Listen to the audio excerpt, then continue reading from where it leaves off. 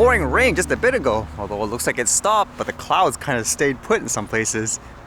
And with that in mind, what did I read today? It's kind of interesting reading this one. Apparently, it says here, drones are being, I guess, utilized for monitoring fishes.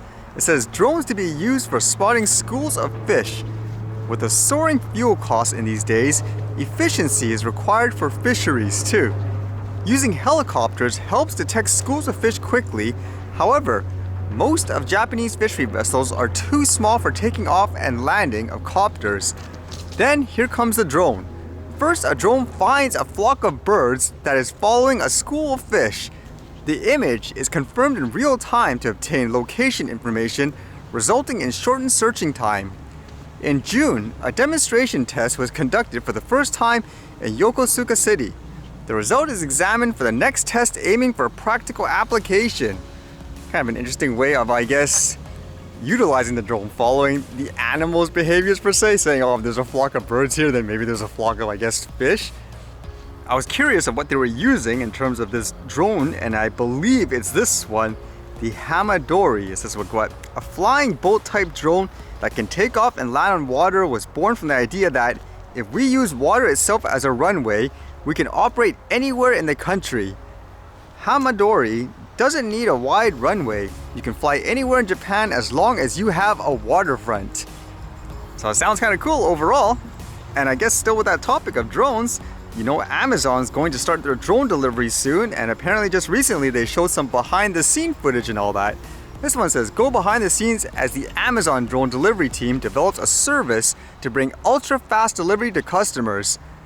It says here, we have been working on building a drone delivery service since 2013. Our goal, building fully electric drones that deliver packages under 5 pounds to customers in less than an hour.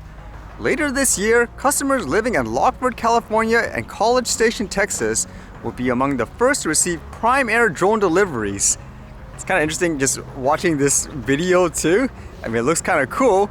At the same time, there were some parts that made me wonder, wow, that's how you're actually going to do it? Like kind of a more surprising way. For example, you've seen in a lot of videos for drone deliveries, they usually have like a line of sort that drops down the package. This one, in one of the clips I saw, it looked like it just literally fell out of the drone, like it just comes out. Like, wow, that's not gonna be good for fragile material, correct? Like glasses and all that. The design of the drones look kind of interesting overall. I'm just curious in terms of things like security as well, not so much in terms of what happens if it crashes and all that. I'm more curious about whether or not they have some kind of safeguard where if people try to actually take these down on purpose to steal the packages, what protocols are there to try to, I guess, prevent that from happening?